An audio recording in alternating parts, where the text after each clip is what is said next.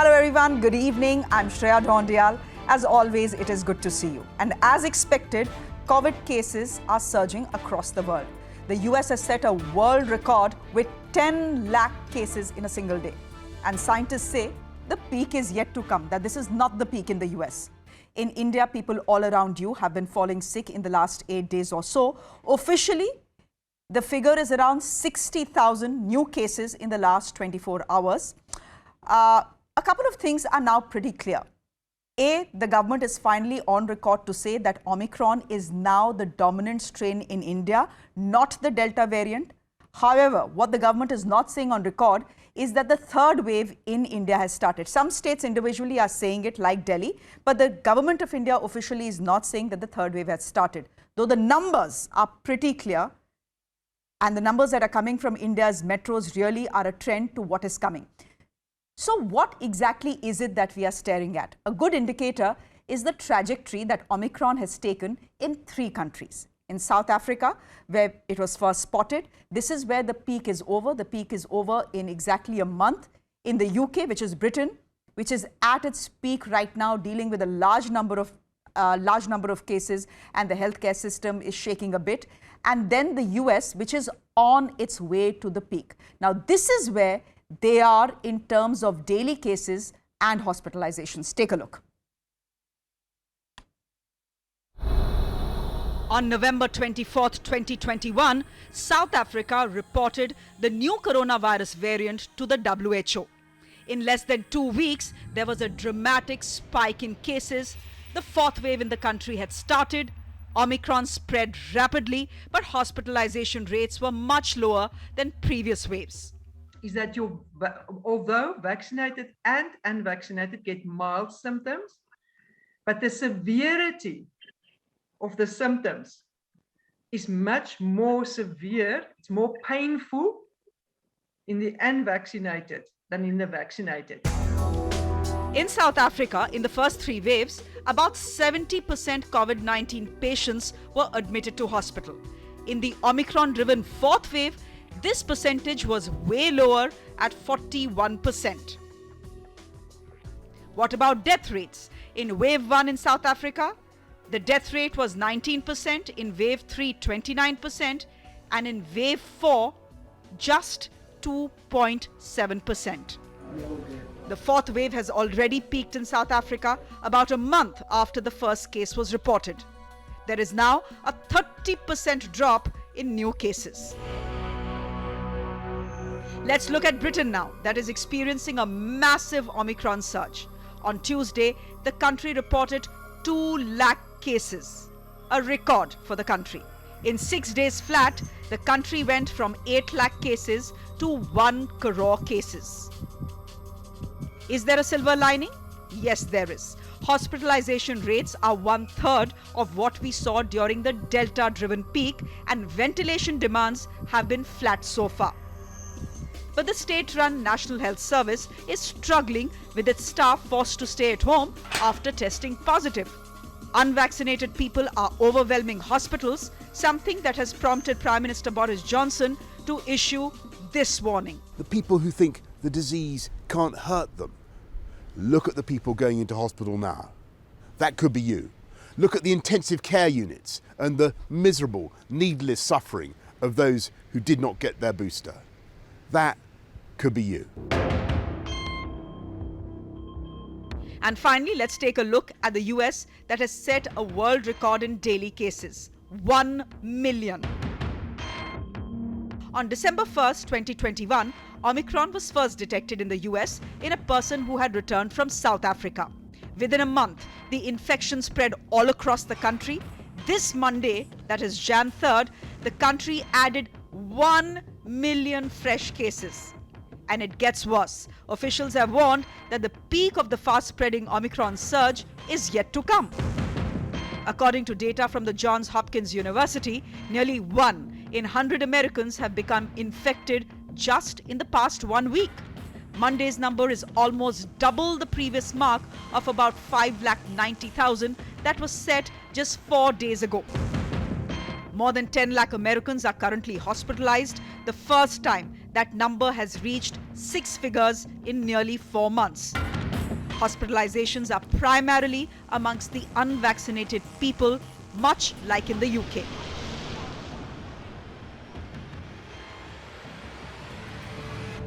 Looking at South Africa, Britain and US, one thing is clear. A tidal wave of cases will hit India. Most will be mild. The unvaccinated will need hospitalization, and our doctors and healthcare workers will start getting infected, putting the healthcare infrastructure under severe pressure. So the worry is for the unvaccinated. Now in India, vaccination of students between the age of 15 to 18 is moving full steam ahead. In 48 hours, over 1 crore people in this age group have been jabbed. But what of those below the age of 15? Take a look at this report we are getting you from one of the largest pediatric hospitals in the United States of America that is seeing record admissions. 4-month-old Grayson Perry, his tiny belly rapidly expanding and contracting. One of many children here with COVID-19 struggling to breathe. Are you afraid they're going to have to intubate him? Yeah, a little bit. It's just really scary. So I just hope that, he's able to get better and go home. Gayville Goff, mom to 3, thinks her youngest picked up the virus at a Christmas family gathering. Her only job now, keeping her son in good spirits. I do talk to him in like a little baby voice. I sing to him. I can't sing, but he likes it. One of nearly 70 children now hospitalized at Texas Children's, a new record high for the nation's largest pediatric hospital. In just the last 2 weeks, hospitalizations here have increased more than 4-fold. Most unvaccinated or not eligible for vaccines, from toddlers to teens. Our COVID journey began don't even know my days. Brains are mashed potatoes. We began November 29th. Me and my daughter both tested positive for COVID. Amy Woodruff's daughter, Haley, her 17th birthday, the day we visited, has been intubated in an induced coma for nearly a month. She also gave birth nearly 3 weeks ago. She knows none of it. She had a C-section in Amarillo on December 9th to a beautiful little baby girl, 3 pounds, 6 ounces. Well, she is not seen yet. She is not seen. And she was COVID negative, praise Jesus. From Pampa, Texas, Hallie was moved to Amarillo, then Houston for advanced care. Still unaware, her 3-week-old daughter, Zyla Faye, is 900 miles away in an Amarillo newborn intensive care unit. What will you tell her when you can speak to her? I don't even want to think about it. That's my little girl. Being away from her little girl, my heart bleeds for her. The Omicron variant now ripping through the Lone Star State. Texas Children's preparing for even more sick kids as COVID-19 cases skyrocket. What is your sense for what the next few weeks are going to hold? I think the bar for resilience just keeps moving. You think that, I don't know how we could do this again, and then we keep doing it again. As Texas Children's readies for a 4th coronavirus wave, already its ER is seeing a spike in kids suffering mild symptoms, their parents seeking testing, bogging down triage for the seriously ill. We're seeing a lot of patients present with mild respiratory symptoms, cough, congestion, fever, known COVID exposures, etc., that are really, I think, a lot of them are really seeking testing. Like previous waves, the sickest kids, those needing hospitalization, are having a tough time breathing. So they're getting a lot of respiratory symptoms, as we've been expecting. Pneumonias, needing respiratory support to help them breathe better. Viral spread expected to intensify in the weeks ahead, and even if the Omicron variant isn't as severe. The problem is that with so many children and adults infected, even if the percent hospitalization rate is lower, we could see more children hospitalized over a very short period of time. So that certainly puts a strain on our healthcare resources. Is that what we'll see in India as well? That is a question I'm putting to 2 doctors who are part of the COVID task force of 2 states/union territories that are seeing the highest number. Dr. Rahul Pandit is the Director Critical Care at Fortis Hospital in Mumbai, also a member of the Maharashtra COVID Task Force. Dr. Pandit, good to have you here. And Dr. Shamsher Dwivedi is head of the COVID Task Force in the national capital. He's from Vimhans. Doctors, I'm just looking at the numbers that are coming to us. Evening is usually the time when updated COVID numbers come. And look at the numbers that are coming to us. Mumbai, 15,000 cases being reported today. Delhi, around 11,000 cases being reported today. Bengal seeing a huge jump, 14,000 cases being reported today. The positivity rate there is 23%. Dr. Rahul Pandit, last time in the last wave, Mumbai was the epicenter of the crisis that we saw. I want to ask you, what is the worst case scenario we are looking at right now in the city of Mumbai? So, with the numbers rising so rapidly, 15,600 today, the biggest worry, I would like to differentiate the 3 waves. The first wave was about lack of personal protective equipment, masks, medicines. Second wave was about oxygen. The third wave probably will be because of lack of medical and nursing personnel to look after patients. I think that's where the biggest worry is, which I have. We have got enough infrastructure built up, and we are ready to ramp it up even further. And we know that majority of the patients, even though we have reported 15,000 patients, around 85 to 90% of them have been asymptomatic all along.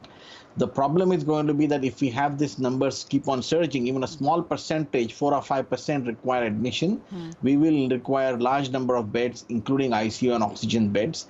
And perhaps that's when the infrastructure will start stretching out, because equal number of healthcare workers are also getting infected.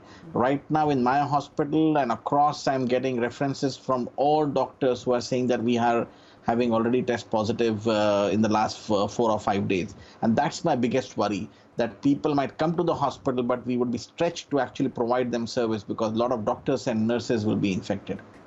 Dr. Pandit, before I go to Dr. Dwivedi, has the third wave started in Maharashtra/Mumbai? Is that something you're officially saying on record? And at its peak, what is the number you are looking at, if any degree of plotting has been done? I haven't done any degree of plotting, but it would be naive to say that we would say that this is not the third wave starting. Definitely in Mumbai, the third wave has definitely started. There is no doubt about that. Okay. Maharashtra also, the numbers are rising quite exponentially. We talk about a wave started when a large area gets covered. So right now we had clusters in Mumbai, Delhi, where we could say that it had at least started in clusters. But certainly Mumbai now consistently has been peaking, and so is Delhi. So no doubt about it that the wave has started in the metropolis at least. Dr. Dwivedi, come in here. Delhi officially on record to say the third wave has started. And, we've been looking at newspaper reports that seem to be suggesting that in all major hospitals in the national capital, while hospitalization is still very, very low, doctors and nurses are falling ill like 9 pins. True. Why is that, sir? Given that, given that they have been jabbed twice. So we have to understand this new variant, because it is one of those which are known as the super spreaders, and they can bypass the usual methods which we use to avoid infection, like mask, like shield, etc. And in spite of vaccination and these protective gears that we use, it still is able to penetrate through this firewall and still cause infections. Again, I would like to emphasize that we are underplaying the severity of the infection too much. We should understand that since the percentage of population that would get infected, many of them might have symptoms like common cold, but then they also will spread it to people around them. There would be a massive surge in numbers, and the total numbers of infected patients might be even more than the second wave, although the severity is less. That is again being de-emphasized, and that is making people go into some kind of complacency. And even in my hospital, I have seen, we've experienced that this is the third wave. The number of staff that has got infected very early in first few days is much higher than what I expected with my experience of first and second wave. So manpower crunch might be a major impediment with every equipment available. And one more thing I would like to emphasize, that although the symptoms of respiratory symptoms might be less, but we do not know what impact it will have on the possibility of getting a stroke or a cardiac event, which are associated with COVID, and patients who are having diabetes, hypertension, COPD, history of stroke, they are all the more vulnerable. And it would be absolutely criminal, you are right, to downplay what is coming, because we are seeing things unfold in front of our eyes across the world, and a smart country will learn from what is happening in other countries. We are seeing the experience of the United Kingdom, Dr. Pandit, right now, where the NHS is close to collapse. They are on the brinks of tears because many of their doctors and nurses have fallen ill. This is in Britain, and people are coming in, even though with mild symptoms, they are coming in and there is simply no one to check on them because the doctors themselves are ill. I want to bring out the point about the experience that we've seen in South Africa and the experience that we are now seeing in the United States of America, Dr. Pandit. From Texas, which is where one of the largest pediatric hospitals of the United States of America is located, that hospital is seeing record number of hospitalizations. Is that a threat for our children as well? I ask you this question because infants in this country, children below the age of 15 in this country, have not been vaccinated. They have no protection right now. So, look, I think there are two questions you asked me. That are we going to face similar problems with the beds as the United Kingdom is facing? I would say that the goalpost for defining how critical this third wave is has actually shifted from test positivity rate, which is not the goalpost anymore. True. It has now changed to hospitalization rate, the oxygen utilization rate, and your ICU bed utilization rate. I think the three are going to actually determine how critical we are. Unfortunately, the head count for doctors and nurses is not done, so we really don't know how many of them are actually sick and out of the, unlike NHS, which has exactly the number of doctors and nurses working for them, we have a large private sector which you cannot really regulate and say that how many people are out of the workforce currently. Coming to the children, I think everybody is vulnerable. Even people who are having 2 vaccines are catching the infection. Definitely, vaccine is providing you very good cover from mortality as well as severe disease. So, unvaccinated group we need to protect, and I think that's why the government of Maharashtra as well as Mumbai Commissioner rightfully closed down the schools. We don't want to put anybody into any undue risk right now. Right now, it's all about saving and being safe, and that's what we need to do over the next 6 weeks. If the wave does pan the way it has done in UK as well as South Africa, we would probably see it go up for another couple of weeks or maybe 3 weeks and then plateau for a week or two before it starts coming down. If at all it follows the same trajectory. Okay. Dr. Dwivedi, I have exactly 30 seconds, but I do want to ask you this question. The positivity rate for Delhi is 11%. The positivity rate for Bengal is 23%. Is it time for stricter restrictions? I understand that hospitalization right now is low, but that will increase. That is what experiences from across the world is telling us. Is this time for stricter restrictions?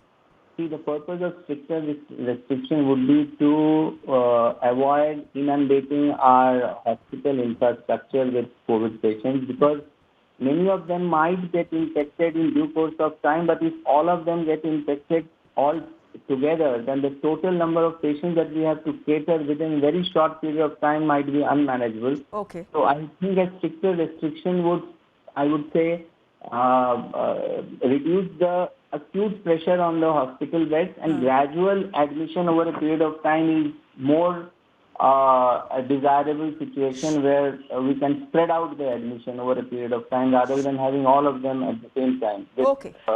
Okay, Dr. Dwivedi, we'll leave it there for the moment. Dr. Pandit, thank you very much for your time as well.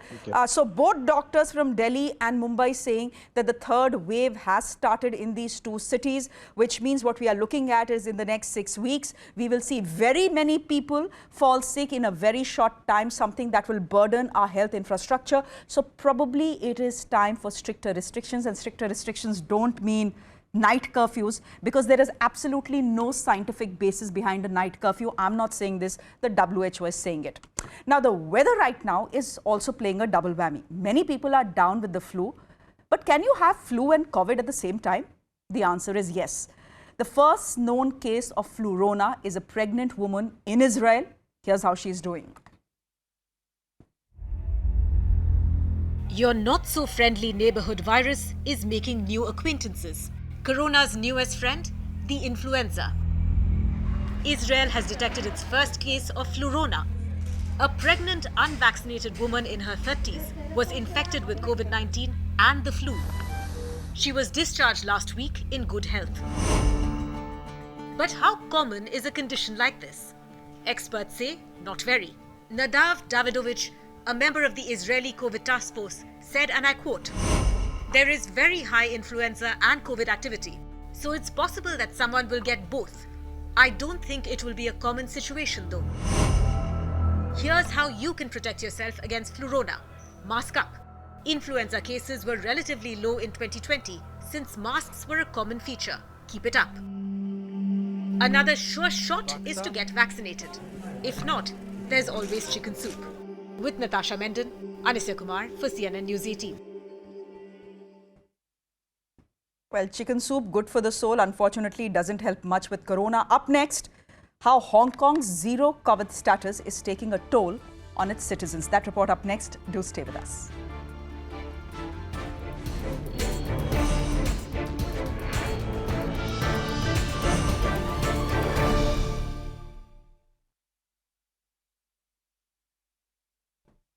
Hong Kong has prided itself on being one of the safest cities in the world during the pandemic. But the city's COVID security comes at a heavy price for some people. Take a look.